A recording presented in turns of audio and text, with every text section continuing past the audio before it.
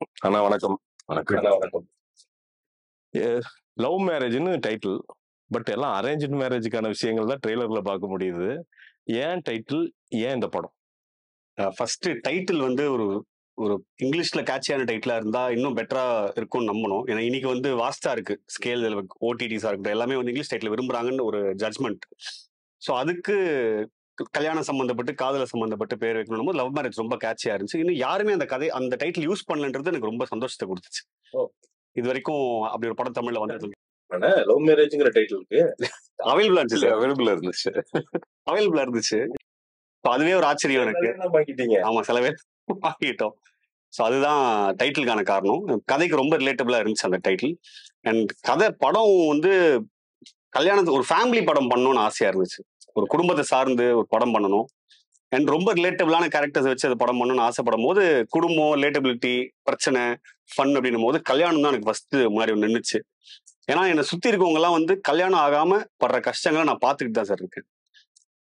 எனக்கு எனக்கு கல்யாணம் ஃபிக்ஸ் ஆகும்போது நான் அதை பார்க்க ஆரம்பிச்சேன். எனக்கு கரெக்டான டைம்ல ஒரு கல்யாணம் ஃபிக்ஸ் ஆயிடுச்சு. அப்போ வந்து என் ஃப்ரெண்ட்ஸ் அந்த கல்யாணத்துக்கு பார்ட்டிக்கெல்லாம் வரும்போது அப்படியே கக்குறாங்க உண்மத்தை. ரொம்ப உனக்கு யாரா பொண்ணு கொடுத்தான்ற ஒரு டவுட் இருக்கும் இல்லைங்களா? அது சினிமால இருக்கும், எப்படி பொண்ணு கிடைக்கும், சோரே கிடைக்காதுன்னு போது. சோ அது அப்படி ஒரு கண்டென்ட்ல ஆனா சீரியஸான விஷயம் தான் அது. எல்லாரோட பர்சனல் எமோஷன், அது பெயின்ஃபுல்லான விஷயம். அதை ஜாலியா நம்ம கன்வே பண்றாங்க. நமக்குமே அதை பத்தி பேசும்போது சிரிப்பு தான் வந்துச்சு. ஸோ இவ்வளவு சீரியஸான விஷயம் ஆனா பேசின சிரிப்பு வருதுன்னும் போது இதை பத்தி படம் பண்ணா எப்படி இருக்கும்னு யோசிச்சதுதான் லவ் மேரேஜ். இது எப்படி நான் அக்செப்ட் பண்ணீங்க? ஏன்னா ஃபீல் குட் ஓகே, இப்ப ஃபீல் குட் செல்லுபடியாகுது. பட் இந்த படம் சைன் பண்ணும்போது வேற ஒரு ட்ரெண்ட் போயிட்டு இருந்துச்சுன்னா, அன்னைக்கெல்லாம் துப்பாக்கி டமால் டுமில் போயிட்டு இருந்துச்சு. ஸோ ஒரு சின்ன விஷயம் இருந்தாதான் இது என்னன்னே நமக்கு புரியும். அக்செப்ட் பண்றதுக்கான காரணம் தான் ரிலேட்டபிலிட்டி திருப்பியும். ஏன்னா நம்ம எஸ் அஃப்கோர்ஸ் இன்னைக்கும் இந்த பிளட் ஷெட் இதெல்லாம் நம்ம பார்த்துக்கிட்டு தான் இருக்கோம். பட் இருந்தாலும் ஏதாவது ஒரு விஷயம் சொல்லும் போது ஃபேமிலின்னு சொன்னீங்கன்னா, இல்லை மேரேஜ்னு சொன்னீங்கன்னா, இல்லை லவ்னு சொன்னீங்கன்னா, இது எல்லாருமே இமீடியட்டா நம்மளுக்கு கனெக்ட் ஆகுற வார்த்தைகள். அப்படிப்பட்ட ஒரு ஸ்கிரிப்டா இருந்துச்சுன்னா அது இன்னும் பெட்டரா இருக்கும். ஐடியா சொன்னாங்க, ஸ்கிரிப்ட் எடுத்துட்டு வந்து கொடுத்தாங்க. ஐடியாவே ரொம்ப பிடிச்சிருந்துச்சு. ஸோ இதுக்குள்ளார டிராவல் பண்ணணும்னு ஒன்று இருந்துச்சு. ஏன்னா என்னோட கேரக்டர், இந்த ராமுங்கிற கேரக்டர் வந்து கேட்கும் போதே இன்ட்ரெஸ்டிங்கா இருந்துச்சு. இது உள்ளார வந்து எப்படி இருக்கும்? ஏன்னா இந்த சைடு நான் எக்ஸ்ப்ளோர் பண்ணதில்லை. எனக்கு இந்த மாதிரி டிஃப்ரெண்டா பண்ண பிடிக்கும். உங்களுக்கு சொல்லியிருக்கேன். ஸோ அதனால எனக்கு இதுக்கு முன்னாடி இருக்கப்பட்டு பண்ணேன். அதுல அந்த மனுங்கிற கேரக்டர் எக்ஸ்ப்ளோர் பண்ணும்போது ரொம்ப பிடிச்சிருந்துச்சு. ஸோ இதுல இந்த மாதிரி ஒரு உலகத்துள்ளார போய் அதை எப்படி இருக்கு என்னதுன்னு ஜஸ்ட் வாண்டட் எக்ஸ்பீரியன்ஸ். ஒரு ஆர்டிஸ்டா விதவிதமா ட்ரை பண்ணணும். அந்த விதத்துல ஏதோ ஒரு விதத்துல இவங்கெல்லாம் கண்டுபிடிச்சு நம்ம கிட்டே வராங்கல்ல. ஸோ நம்ம வேலையை கரெக்டா பண்ணிட்டு இருக்கோம். அந்த விதத்துல ஒரு ஸ்கிரிப்ட் வந்துச்சு, டிஃப்ரெண்ட் ஐடியா. இது நிச்சயம் எனக்குமே நான் ஒரு ஆடியன்ஸ் தான். எனக்கு ரிலேட் நினைச்சுன்னா எல்லாருக்கும் ஈஸியா ரிலேட் ஆகிற ஒரு விஷயம் அப்படின்னு நினைச்சுக்கிட்டு தான் உள்ளார இறங்க. ஃபர்ஸ்ட் அவருக்கு எழுதுனுங்களா இல்ல நிறைய ஆப்ஷன்ஸ் சொன்னீங்களா? இல்ல, சாருக்கு தான் இந்த கதையை படமா பண்ண போறேன்னு சார் தான் ஃபர்ஸ்ட் ஆப்ஷன். ஏன்னா எனக்கு ஆக்ஷன் பண்ற ஒரு ஹீரோ, நல்ல ஜைஜான்டிக்கா ஒரு மாஸ்குலனா இருக்க ஒரு பர்சன் ஹீரோவா இருந்தா இந்த கதை ஒர்க் ஆகும் அப்படின்ற ஒரு ட்ரஸ்ட் இருந்துச்சு. பட் இந்த கதைக்கு அந்த மாதிரி ஹீரோஸ் கிடைக்கிறது கஷ்டம் அப்படின்றது எங்களோட ட்ரஸ்ட். ஸோ சார் தான் ஃபர்ஸ்ட் ஆப்ஷன். எங்க டீம்ல இருந்து டிஸ்கஸ் பண்ணி சொல்லும் போது ஆப்வியஸா நோ தான் சொல்ல போறாங்க, நீ எதுக்கு அங்க போய் ட்ரை பண்ண போறேன்ற மாதிரி எங்கிட்ட சொல்லிட்டாங்க எல்லாரும். இதெல்லாம் பண்ண மாட்டாரு. ஏன்னா அப்ப டானாகாரன் பண்ணி முடிச்சிருந்தாங்க. எனக்கு விக்ரம் பிரபு ஆக்டர், நீங்க ஆக்ஷன் நீங்க சொன்ன மாதிரி டானாகாரன் பண்ணிட்டு இருக்கிற டைம்ல போயிட்டு எல்லாம் ஓகே வாங்கிட்டு வந்துட்டீங்க. இப்போ இருக்கப்பட்டது அவரோட அந்த ஸ்மூத்தான கேரக்டர் எல்லாம் பார்த்தோம்னா வேற ஒரு ஜோன்ல இருப்பாரு. ரொம்ப அமைதியா சாந்த சுரூபி, கொண்ட வச்சா புத்திரா மாறிடுவாரு. அந்த வீட்டுலதான் அண்ணன் இருப்பாரு. அவரோட பெஸ்ட் என்ன இந்த மாதிரி படங்கள்ல எதை வந்து சூப்பரா எக்ஸ்ப்ளோர் பண்ண முடியுது அந்த ஃப்ரேம்ல? ஏன்னா சில டேரக்டர்ஸ்க்கு அந்த ஆக்டர்ஸ் மாட்டிட்டாங்கன்னா உட்காந்து ரசிக்க ஆரம்பிச்சிருவாங்க. பண்ணிட்டுடியா அவர் பண்ணிட்டு அப்படின்னு. எது ரொம்ப எனக்கு சட்டில்னஸ்னு ஃபீல் ஆச்சு சார். சட்டில்னஸ் வந்து எப்படி ஆர்டிஸ்ட் கேரி பண்ணுவாங்கன்னு எனக்கு ரொம்ப பயம் இருக்கும் எப்பவுமே. பிகாஸ் நான் என்னோட எக்ஸ்பீரியன்ஸ்ல நான் சின்ன எக்ஸ்பீரியன்ஸ்ல பார்த்த வரைக்கும் everyone want to show their extreme thing out of them. But sir வந்து சட்டிலா பண்ணோம்னா அதையும் ஸ்ட்ராங்கா it's fine, whatever is needed நம்ம பண்ணலாம், ரொம்ப டூ மச் அந்த இடத்துல வேணான்றது வந்து நம்ம மைண்ட்ல இருக்கிறத டக்குன்னு அண்டர்ஸ்டாண்ட் பண்ணிப்பாரு. ஸோ ஒரு இடத்துல வீக்கா இருக்கணும் ஒரு ஹீரோ அப்படின்னும் போது I don't know how heroes will take it. நான் ஹீரோவை இங்க வீக்கா பிஹேவ் பண்ணுமான்ற ஒரு தாட் இருக்கும். அதை நம்ம சொல்ல தயக்கப்படுவோம். பட் அது படிச்சதுனால ஒரு கிளியரா இந்த இடத்துல இப்படிதான் இருக்கணும், போதும், ஃபைன், அந்த ஜோன்ல இருப்பாரு. அந்த அக்செப்டன்ஸ் வந்து ரொம்ப ரொம்ப ஹெல்ப்ஃபுல்லா இருந்துச்சு இந்த ப்ராசஸ் ஆஃப் இந்த ஃபிலிம் மேக்கிங்ல. 2020 டிரான்ஸ்ஃபர்மேஷனுக்கு அப்புறம் after people getting exposed to international content very easily, இந்த ஒரு ஹீரோவா படங்கள் சூஸ் பண்றது எவ்வளவு டஃபா இருக்கு இல்ல ஈஸியா இருக்கு? ஆக்சுவலி ஆப்ஷன்ஸ் இன்னைக்கு பெட்டரா இருக்குன்னு நினைக்கிறேன். இன்னைக்கு அந்த ஓடிடி ஓட இன்ஃப்ளக்ஸ் ஆடியன்ஸ்குள்ள வந்தோன்னே இன்னும் நிறைய பேர் நிறைய விஷயங்கள் பாக்குறாங்க, நிறைய வேர்ல்ட் சினிமா பாக்குறாங்க. ஸோ அதை வந்து நம்மளோட ஓன் கண்ட்ரிக்குள்ள நீங்க எடுத்துக்கிட்டீங்கன்னா, ஓகே இப்படியும் பார்க்கலாம்ல லைஃப் அப்படின்னு சொல்லி நிறைய விஷயங்களை பாக்குறாங்க. அந்த விதத்துல படங்களும் வருது. அதனால இன்னைக்கு இருக்கிற ஜென்ரேஷனே மாறிட்டு இருக்கு. 2020க்கு அப்புறம் இருக்கிற தாட் ப்ராசஸே நிறைய மாறிடுச்சு. நீங்க பாத்தீங்கன்னா டிராவலே அப்படியே சடனா பூம் ஆயிடுச்சு. People travel the world. ஏன்னா ஒரு லைஃப் தானே அப்படிங்கிற இதுக்கு வந்துட்டாங்க. அசெட் அக்யூமுலேஷன்ங்கிறது அசெட்ங்கிற டெஃபினிஷனே மாறி இருக்கு. ஆமா ஆமா, அந்த மாதிரி லைக் ஒரு ஃபாஸ்ட் பேஸ்ல போயிட்டு இருக்காங்க எல்லாருமே. ஃபாஸ்ட் பேஸ்ல போயிட்டு இருக்கப்போ தே accepting a lot of things. நம்ம we are rooted to a culture. நம்ம கல்ச்சர் மறக்க கூடாது. பட் அதே நேரத்துல அதுல எது பெஸ்ட்டோ அதை எடுத்து பேசலாம். அதுல ஏதாவது மாற்றங்கள் இருந்துச்சுன்னா அதை எடுத்து பேசலாம். அப்படிங்கிற மாதிரி நிறைய படங்கள் இன்னைக்கு வருது. And people are accepting. So அதனால நீங்க இன்னைக்கு கேட்டீங்கன்னா after 2020 lot of cinema style is available. And ஒரு ஆர்டிஸ்டா அதை நம்ம ஏத்துக்கிட்டு நடிக்கணும். அந்த விதத்துல வந்து ஐம் ஆக்சுவலி ஹாப்பி. ஏன்னா 2012 வந்தேன். அப்போ வரப்போது நிறைய அக்செப்டன்சஸ் இருக்காது. ஸோ அதனால யோசிச்சு நிறைய இது வந்து வரும். ஆனா அதெல்லாம் வந்து ரொம்ப ஆர்டிஸ்டிக்கா இருக்கு, அந்த ஒரு ஆர்டிஸ்டிக்ங்கிற வார்த்தையை யூஸ் பண்ணிடுவாங்க. இதெல்லாம் வந்து இல்ல, இதெல்லாம் வேலைக்கு ஆகாது. ஆமா. அண்ட் நிறைய படங்கள் வந்து இதெல்லாம் எப்படிங்க பிசினஸ் பண்றது அப்படின்னு கேட்டுருவாங்க. இதெல்லாம் அப்படியே ஒரு மாதிரி இருக்கும், என்னடா அப்படிங்கிற மாதிரி இருக்கும். பட் ஆக்சுவலி மலையாளம் சினிமா சடனா பிக்கப் ஆச்சு. ஓடிடி பெருசாக போது சடனா அதுக்குன்னு ஒரு மரியாதை ஜாஸ்தி ஆச்சு. அதுதான். ஸோ மலையாள சினிமால நீங்க கதையை ஏத்துக்க முடியுது. அதுவே வந்து நம்ம பண்ணோம்னா நம்மளோட ஆடியன்ஸ் யோசிச்சு பண்ணோம். அதை ஒரேடியா நம்ம மலையாள சினிமா ஸ்டைல்ல பண்ண முடியாது.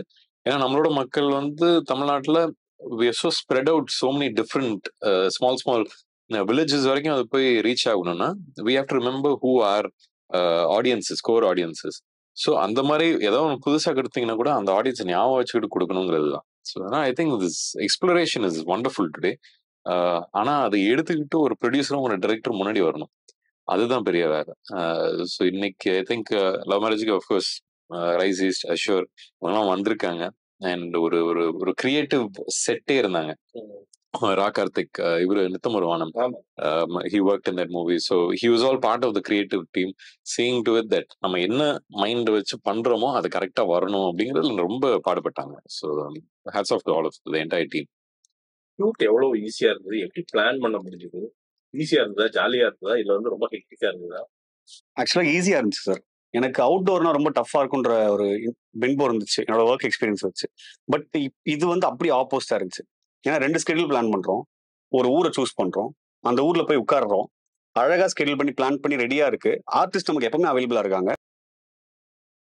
அவங்களுக்கு பர்சனலா எங்கேயும் போறதுக்கு சிச்சுவேஷனும் இல்ல. திடீர்னு ஒரு 1 or 2 hours out of schedule இருந்தா கூட ஃபோன் பண்ணி கேட்டா ஓகே வரேன் அப்படின்னு சொல்றாங்க. ஹீரோவுமே அப்படிதான் இருந்தாரு. திடீர்னு ஒரு 1 hour ஏர்லியா பாசிபிளா சார்னா ஓகே சில் தான் வந்துடுறேன் அப்படின்பாங்க. ஸோ இது நான் பார்த்ததே கிடையாது எங்கேயுமே. ஒரு மாதிரி இந்த மெடிக்கல் டூரிசம் மாதிரி சினிமா டூரிசம். ஆக்சுவலி ஒரு நல்ல ஆப்ஷன் அது. ஆக்சுவலி எனக்கு கும்கி போது அதை எக்ஸ்பீரியன்ஸ் பண்ணேன் ஃபர்ஸ்ட் டே. நீங்க அப்படியே உங்களோட நீங்க இருக்கிற உலகத்துல இருந்து அப்படியே வேற ஒரு உலகம் போறீங்கன்னா அதோட காலத்தையே மாறிடும்ல. ஸோ அதனால you cut off from every thing and you concentrate only on your work. அது எப்ப பண்ணாலும் ஓகே, அந்த மூட் வந்துரும். ஆமா ஆமா. ஸோ அது வந்து இப்போ அது it was good for Kumki, it was good for love marriage. ஆனா டானாக்காரனுக்கு வந்து வேலூர்ல 43 டிகிரில போய் விட்டாங்க பாருங்க, அப்பதான் ரிக்ரெட் பண்ணேன். அண்ட் 3வது நாள் அந்த ஷூட்டிங் பண்ணிட்டு இருக்க போது அவங்க வந்து சார் இது கொஞ்சம் பிரேக் பண்ணிட்டு திருப்பியும் வரலாம் சார், சம்மர் கொஞ்சம் ரொம்ப சூடா இருக்கு சொன்னதெல்லாம் முன்னாடி யோசிக்க முடியாது அவங்களால. வந்துட்டோம், திருப்பியும் நீங்க இந்த கூட்டத்தெல்லாம் கூப்பிட்டீங்கன்னா வரவே மாட்டாங்க, நம்ம முடிச்சுட்டு போனா உண்டு, இல்லாட்டி திருப்பி வரவே மாட்டாங்க, நான் அடிச்சு சொல்றேன் அப்படின்னு சொன்னேன். அதே மாதிரி சும்மா அந்த அந்த ஒரு வாரம் முடிஞ்சிச்சா, ஒரு வாரத்திலேயே அந்த கண்டினியூட்டி ஆளுங்கெல்லாம் காண போக ஆரம்பிச்சிட்டாங்க. ஏன்னா சூடு தாங்க முடியல. பட் அங்க போயிட்டோம். போயிட்டு அந்த வேலையை செஞ்சு முடிக்க வேண்டிய கட்டாயம். 43 சொல்றீங்க, இது வெறும் சூடு மட்டும். ஆமா. அப்புறம் லைட் பண்ணுவீங்க. இல்ல அதெல்லாம் வந்து ஒரு ஆல்மோஸ்ட் ஒரு டெத் விஷயம் இருந்துச்சு ஒரு ஒரு ஸ்டேஜ்ல. ஏன்னா அவ்வளவு சூடுல சடனா மழை பெய்யுங்க. இதெல்லாம் வந்து ஒரு அப்படியே என்ன சொல்றது, ஒரு ஐஸ் கட்டி விழுகிற மாதிரி அந்தந்த சைஸ்ல அப்படியே வந்து விழுவோம். புரியவே புரியாது எந்த ஊர்ல இருக்கோம், எந்த which part of the world அப்படிங்கிற மாதிரியே இருக்கும்.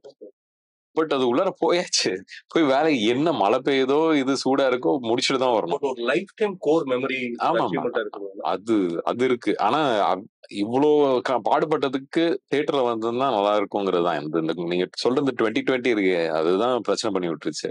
ஏன்னா அதை பார்த்த தமிழ் ஆடியன்ஸ் மட்டும் இல்ல, வேர்ல்டு ஓவர் பார்த்துருக்காங்க. They all appreciated to the core. And அது அந்த அப்ரிசியேஷன் அவ்வளவு நல்லா இருக்கு. ஆனா அது தியேட்டர்ல வந்திருந்தோம்னா இன்னும் அது ஒரு பிசினஸ் ரீதியா ஒன்னும் போய் சேருது இல்ல. எனக்கு என்னன்னா அந்த மாதிரி படங்கள் வந்து 8 வருஷம் ஒரு டைரக்டர் வந்து அந்த ஸ்கிரிப்டை வச்சுட்டு அலைஞ்சிருக்காரு. அவருக்கு அது ஹிட் படம், எனக்கு ஒரு ஹிட் படம்னு அது சொல்ல முடியுது இன்னைக்கு. ஆனா பிசினஸ் ரீதியா வந்து அதை காமிச்சோன்னா சரி இந்த மாதிரி படங்களும் மக்கள் ஏத்துப்பாங்கன்னு என்டையர் பிசினஸ் குரூப் சொல்லும். எனக்கு அதுதான் நான் ப்ரூவ் பண்ணணும்னு ஆசைப்பட்டேன். அது முடியாம போச்சு அந்த டைம்ல. பட் இவ்வளவு படங்கள் பண்ணதில்ல, இதுதான் ரொம்ப ஈஸியா ஜாலியா போய் முடிச்சுட்டு வந்த படம். ஆல்மோஸ்ட் எனக்கு எப்படி ஃபீல் ஆச்சுன்னா சார், ஒரு ஒரு நல்ல பட்ஜெட் இருக்க படம் ராமோஜி ஃபிலிம் செட்ல போய் செட்டு போட்டு எடுப்பாங்க. அது நான் ராமோஜில போய் ஒரு 20 days ஷூட் பண்றேங்க ஒரு படத்துக்கு. அந்த எக்ஸ்பீரியன்ஸ் எனக்கு ஜாலியா இருந்துச்சு. தனி உலகம். ஒரு கேட்டுக்குள்ள வந்துட்டா சாத்திடுவாங்க. எல்லாமே அங்கேதான் பண்ணி ஆகணும். ரூல்ஸ் அண்ட் ரெகுலேஷன்ஸ் அவங்களுக்குள்ளே தான். ஹோட்டல் ரூம் ஸ்டே அண்ணனுக்கு தெரியும். ஆமா. இல்ல ஆக்சுவலி சைமல்டேனியஸா தெலுங்கு படமும் போயிட்டு இருந்துச்சு. சோ அங்கதான் ஷூட் பண்ணாங்க. So it was similar. எனக்கு கோபிச்செட்டிப்பாளையம்ன்றது அப்படி ஒரு தான். இன்னொன்னு ரொம்ப சப்போர்ட்டிவா இருந்தாங்க. மற்ற ஊர்லயும் சென்னையிலயும் இருக்க கெடுபிடி அந்த மக்கள் கிட்ட இல்ல. ஏன்னா அந்த மக்கள் காலகாலமா ஷூட்டிங்க பார்த்து போர் அடிச்சவங்க. அது ஒரு சின்ன கோடம்பாக்கமா இருந்ததுனால எல்லாரும் பழகி இருக்கு. But after so many years ஒரு ஃபுல் படம் எடுக்க நாங்க தான் ஃபர்ஸ்ட் போறோம். இத்தனை வருஷம் கழிச்சு ஒரு ஃபுல் படம் கோபிச்செட்டிப்பாளையத்தை நாங்க தான் எடுத்திருக்கோம். லவ் மேரேஜ் தான் அது. ஸோ அதுக்கே அங்க இருந்த லோக்கல் மேனேஜர்ஸ்லாம் happy. It's like renewing the business. திரும்ப கிரியேட் ஆகுது, ஒரு வியாபாரம் கிரியேட் ஆகுதுன்னு சொல்லிட்டு அப்படியே எல்லாம் வந்தாங்க. மக்களும் ஹாப்பி ஆனாங்க. எங்க போய் லொகேஷன் கேட்டாலும் சில சமயத்துல டிஸ்கஸ் பணத்தை பத்தி டிஸ்கஸ் பண்ண மாட்டாங்க. ஷார்ட் பிலிமுக்கு போற மாதிரி இருக்கும். சொந்தக்காரங்க வீட்டுல போய் எடுத்துக்கலாமா? எடுத்துக்கோங்க. அப்பதான் நாங்க சொல்லுவோம், இல்லைங்க 200 பேர் கூட போறோம். இல்ல அப்படியா, சரி என்ன பண்ணுமோ பண்ணுங்க அப்படின்பாங்க. ஸோ அந்த மாதிரி ரொம்ப சப்போர்ட்டிவான ப்ராசஸ் இருந்துச்சு. அண்ட் மை டீம் வாஸ் எல்லாமே ஃப்ரெண்ட்ஸ் எனக்கு டீமா. ஸோ அது ரொம்ப சப்போர்ட்டிவா இருந்துச்சு சார். ஸோ ஸ்கெடியூலிங் பிளானிங் எல்லாம் ரொம்ப கரெக்டா பண்ணிட்டு ஆர்டிஸ்ட் டேட்ஸ் எல்லாம் கரெக்டா வாங்கி வச்சதுனால ஒரு சீன் கூட பேட்ச் வைக்கிற சிச்சுவேஷனோ எடிட் ஆர்டர் பார்த்து தான் ஷூட் பண்ணோம். We had a spot editor on board. எல்லாமே கரெக்டா போச்சு. சொன்ன டேட்டோட 4 days கம்மியா தான் படத்தை முடிச்சோம். எமோஷன்ஸ் எல்லாம் எப்படி வாங்குவாங்க? ஏன்னா இந்த மாதிரி ஒரு படத்துல ஒரு டைரக்டருக்கு நிச்சயமா அந்த கோர் எமோஷன் அக்யூரேட்டா வாங்க தெரியும். என்ன மாதிரியான இன்புட்ஸ் தருவாங்க? Writing was strong. ரைட்டிங் ஸ்ட்ராங்கா இருக்கு. நம்மளோட கேரக்டர் எப்படி எழுதிருக்காங்கன்னு நான் புரிஞ்சுக்கிட்டேன்னா அது உள்ள நான் ஜாஸ்தி போய் கேட்க மாட்டேன். பட் சீன் டிஸ்கஸ் பண்ணுவேன். இது எந்த அளவுக்கு அவன் சோகப்படுறான், இந்த ராம்ங்கிற கேரக்டர் எப்படிப்பட்டவன், அந்த மாதிரி விஷயங்கள் எல்லாமே கேட்டுப்பேன். அண்ட் அவரோட இன்புட் இல்லாம என்னோட இன்புட்டும் நான் அவர்கிட்ட சொல்லுவேன். அண்ட் அது ஒரு கிவ் அண்ட் டேக். இதுதான் அவரு அது ஓகேன்னு சொல்லிட்டுனா நம்ம டிராவல் இன் தட். பெரும்பாலும் I think it was easy to work with. Like எது சொன்னாலும் அவர் வந்து ஆமா சார் இது நல்லா இருக்கு அப்படின்னு சொல்லுவாரு. இல்லாட்டி நம்ம ஸ்கிரிப்டை படிச்சோன்னா ஸ்கிரிப்ட் புரியறதுல தெளிவா இருக்கணும். அது ஏன்னா அவங்க உட்கார்ந்து அவ்வளவு எழுத போகுது. அந்த கேரக்டரோட எமோஷன் என்னன்னு உங்களுக்கு அந்த வேர்டிங்ஸ்லயே தெரிஞ்சிடும். ஸோ அந்த வேர்டிங்ஸ் வந்து நம்ம எந்த அளவுக்கு நம்ம அழுத்தி சொல்றோமோ இல்லை ஏன்னோ லைட்டா சொல்றோமோங்கிறது தான். ஸோ அதெல்லாம் நான் கேட்டுக்கிட்டேன். It was very helpful with that. இந்த சீன் ரொம்ப ஹாப்பியா இருந்துச்சுப்போம். அப்பா சூப்பர்லாம், இதுலயே கஷ்டம் இதுதான்டா, தலைவர் சூப்பரா பண்ணிட்டாடா. இன்டர்வியூஷன்ல எனக்கு அது கொடுத்துச்சு சார். இன்டர்வியூஷன் சீன் எனக்கு உள்ள பயம் இருந்துச்சு. இதை நம்ம எப்படி கன்சீவ் பண்ண போறோம், இது எப்படி போயிட்டு பப்ளிக் எப்படி ரீச் ஆக போகுது, எப்படி ஆடியன்ஸ் எடுத்துப்பாங்கன்ற ஒரு இதுல இருக்கும்போது நான் சார் டிஸ்கஸ் பண்ணேன். இது இப்படி பண்ணலாமா அப்படி பண்ணலாமான்னு பேசும்போது அவர் ஒரு ஐடியா கொடுத்தாரு. இந்த ஜோன்ல போகலாம், தப்பு இல்லை, ஸோ அது அந்த சீன் முடியும் போது எனக்கு அங்கேயே ரொம்ப ஹாப்பியா இருந்துச்சு. எனக்கு அப்படியே விஷுவலா தெரிஞ்சது, மியூசிக்கோட அந்த சீன் நாங்க ப்ளே பண்ணி பார்த்த மாதிரி தான் எனக்கு இருந்துச்சு. ஸோ அது ரொம்ப அந்த சீன் ரொம்ப சந்தோஷப்படுத்துச்சு. வேற யார் யார் சூப்பரா ஸ்கோர் பண்ணிருக்காங்க? அருள்தாஸ் பாக்குறோம், நிறைய பேரை பாக்குறோம். ரமேஷ் திலகண்ணா, அருள்தாஸ் சார், கோடாங்கி ஐயா 3 பேரும் செம்மையா பண்ணியிருக்காங்க. அதுல வந்து எனக்கு ஃபர்ஸ்ட் வந்து அருள்தாஸ் சார் வந்து நான் எக்ஸ்பெக்ட் பண்ணதை விட ஒரு 10x ஹையரா ஒரு விஷயம் பண்ணாரு. அது என்கிட்ட கேட்ட, இந்த மீட்டர்ல போலான்னு தோணுது, உங்களுக்கு ஓகேவா, போலாம், தப்பா இருக்குமான்ற டிஸ்கஷன் போகும். பிகாஸ் படத்துல வில்லன் இல்ல சார், வில்லன் இல்லாம ஒரு படம் பண்ணணும்னு எனக்கு ஆசை. வில்லன் இல்லாம ஒரு படம் பண்றோம், இல்லவே இல்ல. எப்படி ஜாலியாவே இருப்பீங்களா? ஒவ்வொரு சீனும் சும்மா பாருங்க. சோ அருள்தாஸ் சார் வந்து அவர் கேரக்டர் வில்லனா கன்வெர்ட் பண்ணிக்கிட்டாரு. சோ நான் வில்லன் இல்லைன்னு சொல்லிட்டு டெக்னீஷியன்ஸ் திரும்ப படம் பார்க்கும்போது வில்லன் தானே ஒரு அப்படின்ற ஒரு டவுட் கிரியேட் பண்ணாங்க. ஸோ அருள்தாஸ் சார் இந்த பெரிய சப்போர்ட் பண்ணாரு. கோடாங்கி ஐயாவே வந்து ஹியூமர் வந்து யூஸ்வலா ஒரு ஃபார்மேட் காமெடியன் அந்த ஜோன்ல இல்லாம இந்த படத்துக்கு ஒரு புது வே ஆஃப் ஒரு ஹியூமர் ட்ரை பண்ணியிருக்கோம் நானும் கோடாங்கி ஐயா, ரமேஷ் எல்லாம் சேர்ந்து. ஸோ அது செம்மையா ஒர்க் ஆயிருக்கு. அண்ட் பெர்ஃபார்மன்ஸ் எல்லாம் தாண்டி சப்போர்ட் ஹெவியா இருந்துச்சு. ஏன்னா நிறைய சீன்ஸ்ல இத்தனை ஆர்டிஸ்ட் இருக்கிறதுனால எல்லாருக்கும் இந்த டைலாக் ஆப்பர்ச்சுனிட்டி கம்மியா இருக்கும். இப்போ கஜராஜ் சார் இருக்கட்டும், எல்லாருக்குமே இன்க்ளூடிங் ரமேஷ்னா ஒரு 3-4 days டீமா ஈகோ இல்லாம இருந்தா மட்டும் தான் இது ஒர்க் ஆகும். எஸ் 100% அவருக்கு கொடுக்கணும். எஸ். சோ டயலாக்கே இல்லாம 2 நாள் நீங்க ஆர்டிஸ்ட் நிக்க வைக்க முடியாது, ரொம்ப தப்பா இருக்கும். அது ஒரு சீனியர் ஆர்டிஸ்ட். பட் நின்னாங்க. சில சமயத்துல அந்த சிச்சுவேஷன் வரும், அது பிஃபோராவே ஸ்கிரிப்ட் கொடுத்துட்டு கோடாங்கி இதுல கூட சொன்னாரு, டெய்லி ஸ்கிரிப்ட் வரும். அவர் பேர் புரோக்கர் செல்வம். புரோக்கர் செல்வம் பேர் யாருக்காவது ஸ்கிரிப்ட் கொடுப்பானுங்க, எனக்கு எதுக்கு ஸ்கிரிப்ட் கொடுத்தீங்கன்னு ரமேஷ் நல்லா போன் பண்ணுவாரு ஏடிஸ்க்கு. ஒரு ஓரத்துல படுத்து தூங்க. அப்புறம் ஒரே ஒரு டைலாக் இருக்கும், ராம் இங்க வாங்க, அவ்வளவுதான். இதுக்கு ஸ்கிரிப்ட் 16 பேஜ் அனுப்புறீங்கன்னு கோவப்படுவாங்க. பட் அவங்களுக்கான ஸ்கோப் வர அன்னைக்கு வந்து எக்ஸ்ட்ரீமா இருக்கும். சோ அந்த ஈகோன்ற ஜோன் 0% இருந்ததுனால எனக்கு எக்ஸ்ட்ரீம் சப்போர்ட்டா இருந்துச்சு. பெர்ஃபார்மன்ஸா எல்லாரும் ஆர்டிஸ்ட்ன்றதால ஈஸியா நடிச்சு காமிக்கிற சிச்சுவேஷன் எனக்கு வரல. இந்த ஒர்க்கிங் என்வாயர்மெண்ட் ரொம்ப நல்லா இருந்துச்சு எங்களுக்கு. இந்த கோபிச்செட்டிப்பாளையம்ங்கிற ஊருக்கு போகும்போது எனக்கு அப்பா நிறைய பேர் தெரியும். ஆனா அப்பா பெரும்பாலும் நிறைய படங்கள் அங்கதான் ஷூட் பண்ணிருக்காங்க. சோ அப்பாவே எக்ஸைட் ஆயிட்டாங்க நான் அங்க போறேன் அப்படின்னு சொன்னோன்னே. எனக்கும் ஃபர்ஸ்ட் டைம் அங்க போறோம் அப்படின்னு. சோ அந்த ஊருக்குன்னு அது ஒரு அழகோ இல்ல சும்மா அதோட ஒரு வைபோ வேற லெவல்ல இருந்துச்சு. சோ அதனால ஐ திங்க் எல்லாருமே ஒரு மென்டல் பீஸ்ல இருந்தாங்க. குவாய்ட், அங்க யாரும் வந்து டிஸ்டர்ப் பண்ணல. நாங்க படுக்க ஷூட் பண்ணிட்டு இருந்தோம் ஜாலியா. ஏதாவது ஒரு சைட்ல போய் அப்படியே ஃபுல்லா கிரீனா இருக்கும், அங்க போய் ஷூட் பண்ணா பண்ணிட்டு வரலாம், யாரும் டிஸ்டர்ப் பண்ண மாட்டாங்க. ஏதாவது வண்டி இப்படி இப்படின்னு வரப்போது மட்டும் தான் டிஸ்டர்ப் பண்ணும். பட் அது நார்மல். நம்ம சிட்டியில ஷூட் பண்ணது அங்க ஷூட் பண்ண பெரியது. பட் இவ்வளவு பெரிய ஒரு பட்டாளத்தோட அங்க போய் ஷூட் பண்ணும்போது எல்லாருக்கும் ஒரு எக்ஸ்கர்ஷன் ஆட் இருந்துச்சு. எவ்ரி ஒன் ஃபெல்ட் லைக், ஓ இது ஓகே இல்ல, ஜாலியா இல்ல. அப்படியே அவங்கவுங்க அந்தந்த ரிலேஷனா எப்படி இருக்காங்களோ அந்த மாதிரி ஜாலியா ஒரு பேசிக்கிட்டு உட்காந்துக்கிட்டு அரட்டை அடிச்சுக்கிட்டு ஸ்கூல் எக்ஸ்கர்ஷன் போனா எப்படி இருக்கும் கிட்டத்தட்ட அந்த மாதிரி. லைக் எல்லாமே அந்த சாப்பாடு டைம் வந்துச்சுன்னா வாமாப்பிள்ள போய் உட்காந்து சாப்பிடலாம் அந்த மாதிரி. ஸோ எல்லாரும் அந்த மாதிரி இதாயிட்டாங்க, ஜெல் ஆயிட்டாங்க. So work also happen very easily. யாருக்கிட்டையும் இந்த சார் கொஞ்சம் வாங்க இப்படி வாங்க, எல்லாம் ஒரே இடத்துல எப்பவுமே இருப்பாங்க. ஸோ அதனால it all became easy. And of course director தான் அந்த கேப்டன் ஆஃப் தி ஷிப்னா he has to keep that place happy.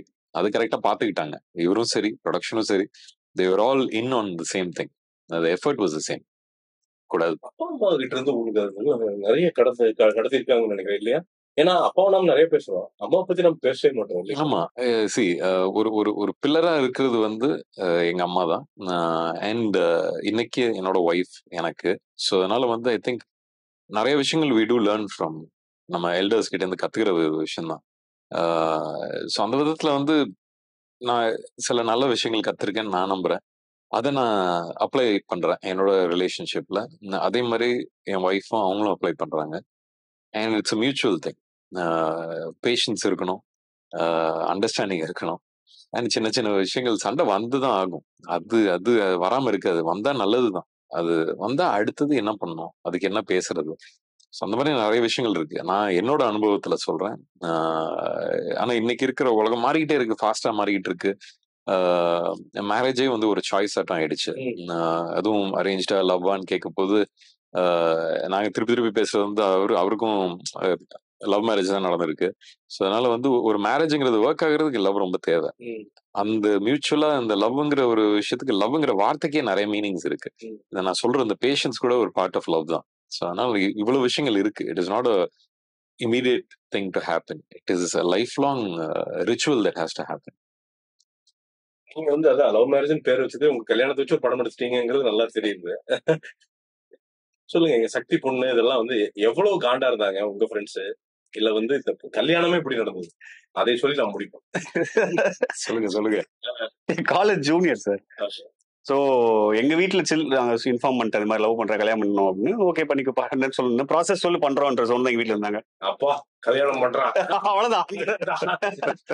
அவங்க வீட்டுல வந்து ஸோ வேற ரொம்ப ஐடியாலஜி ரொம்ப டிஃப்ரெண்டா இருந்தாங்க. அண்ட் சத்தியமங்கலம்ல தொட்டம்பாளையம்னு ஒரு ஊரு.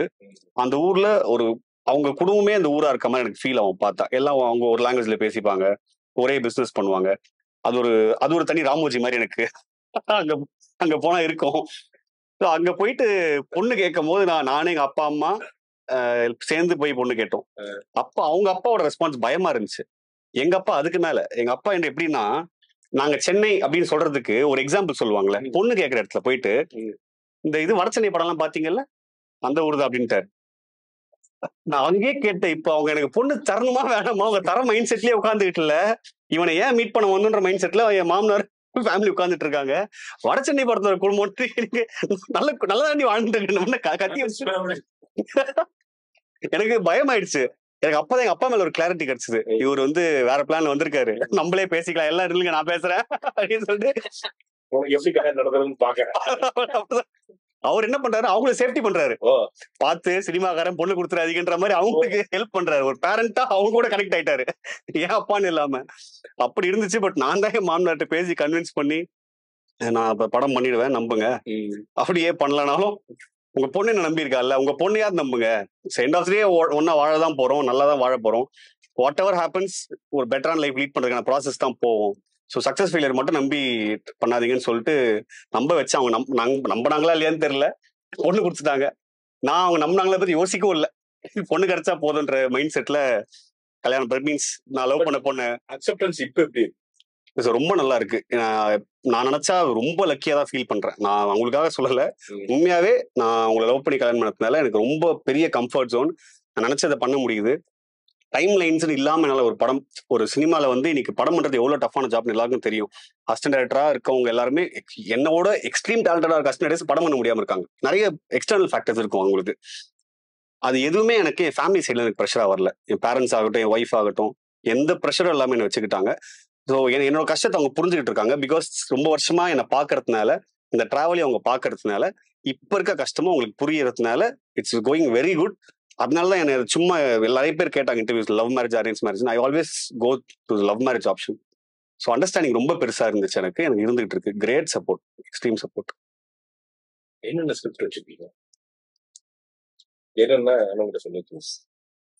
நான் கேட்டது என்னன்னா, ஆனந்த் சங்கரோட அசிஸ்டன்ட் எல்லா ஹைஸ்ட் இல்லாட்டி ஆக்ஷன் படங்கள்னா ஆனந்த். ஆமா, ஏன்னா அவரு ஏஆர் முருகதாசரோட அசிஸ்டன்ட். நான் சொன்னேன், எப்படி இந்த மாதிரி இதுல வந்து பிடிச்சிங்க அப்படின்னு. பட் இவர் பேசுறதுல தெரியுது, actually can do any kind of scripts. ஆனந்தோட நீங்க ஒர்க் பண்ணதால நிச்சயம் நீங்க ஸ்டண்ட்டும் ஐ மீன் ஆக்ஷனும் பண்ணுவீங்க. பட் ஆனா நீங்க பேசுறதுல இந்த ஒரு இது இருக்குல்ல, ஜாலி இருக்குல்ல, அது வந்து படங்களுக்கு நீங்க if you can translate that into script will be very good. Thank you sir. So ஸ்கிரிப்டா நிறைய எழுதியிருக்கேன் சார். நான் தனியாக மட்டும் எழுத மாட்டேன், ஏதாவது எழுதினோன்னு என் டீம் கிட்ட பிச் பண்ணுவேன். ஸோ நிறைய நாங்கள் டிஸ்கஸ் பண்ணி ஸ்கிரிப்டா வச்சிருக்கோம். எனக்கு ஹைஸ்ட் ரொம்ப பிடிக்கும், நான் ஹைஸ்ட் ஒன்று வச்சிருக்கேன். அண்ட்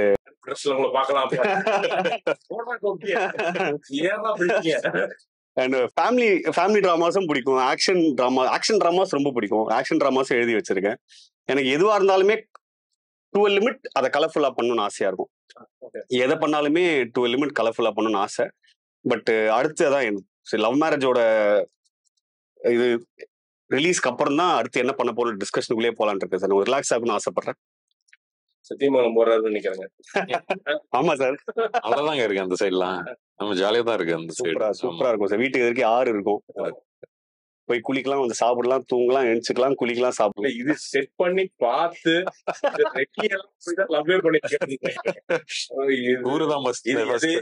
எதேச்சியா நடந்த மாதிரியே தெரியும். ஆனா என்ன ஃபீலிங் கொடுக்குங்க படம் பார்த்துட்டோம்னால? ஹாப்பினஸ் தான். அண்ட் ரொம்ப எதையுமே வந்து இப்போ லவ் மேரேஜ், அரேஞ்ச் மேரேஜா, லவ் மேரேஜா அந்த மாதிரி கேள்வியெல்லாம் கேட்குறீங்கன்னா, இது வந்து திணிக்கிற மாதிரியே தான் எதுவும் இல்லை. ஆனால் யோசிக்கிற வைக்கிற மாதிரி ஜாலியான ஒரு படம். ஸோ அதனால ஐ எம் வெரி ஹாப்பி. ஒரு டீமா we are very happy. So ஆடியன்ஸா எல்லாரும் வந்து ஹாப்பியா போகணுங்கிறது தான் ஆசை. ஆமா. 27 ஆடியன்ஸ் கிட்ட சொல்ல விரும்புறீங்க? சார் ரொம்ப ஒரு ஹாப்பியான ஒரு ஜாலியான ஒரு படம் பண்ணியிருக்கோம். ஸோ கண்டிப்பா என்ஜாய் பண்ணுவாங்கன்ற நம்பிக்கை இருக்கு. இப்போ லேட்டஸ்டா கடைசியா பார்த்தவங்க, பிசினஸ்க்காக பார்த்தவங்க எல்லாருமே ரொம்ப பாசிட்டிவா எல்லாமே போயிட்டு இருக்கு. ஸோ படம் வந்து நீங்க சொல்ற மாதிரி அதான் மெசேஜா it has a thing to talk about. நிறைய விஷயம் பேசியிருக்கோம், ரொம்ப முக்கியமான விஷயங்களை பேசியிருக்கோம். எல்லாத்தையுமே ரொம்ப ஜாலியா பேசியிருக்கோம், ரொம்ப லைட் ஹார்ட்டடாகவும் ரொம்ப ஃபன்னாகவும் தான் பேசியிருக்கோம். ஸோ அதான் இப்போ கல்யாணத்தை பத்தி நான் சொல்லும் போது கூட சொன்னேன் இல்லைங்களா, அவனுக்கு கஷ்டமா இருக்கும், ஆனா நமக்கு சிரிப்பு வரும்னு சொல்லிட்டு. பொண்டாட்டி அடிக்கிறாடானா நமக்கு சிரிப்பு வரும், அடி வாங்குறது அவன். ஸோ அப்படி ஒரு எமோஷனலா அந்த படத்தை நாங்க கேரி பண்ணியிருக்கோம். ரொம்ப ஜாலியான படமா வந்திருக்கு. ஸோ கண்டிப்பா வந்து என்ஜாய் பண்ணுவாங்க, ஃபேமிலியோட வரலாம். சரி, கிளீன் யூ சர்டிஃபிகேட், சென்சார் ப்ராசஸே ஜாலியா இருந்துச்சு. போனோன்னு யூ சர்டிஃபிகேட்டுங்க அப்படின்னு வெளில போக சொல்லிட்டாங்க. ஸோ அதுவே டிஸ்கஷனே இல்லை, ஜாலியா இருந்துச்சு. அதுவே ரொம்ப ஹாப்பினஸ் கொடுத்துச்சு. ஸோ அப்படி ஒரு யூ சர்டிஃபிகேட் இருக்க லவ் மேரேஜ் வந்து கண்டிப்பா பண்ணிட்டு வந்திருக்காரு.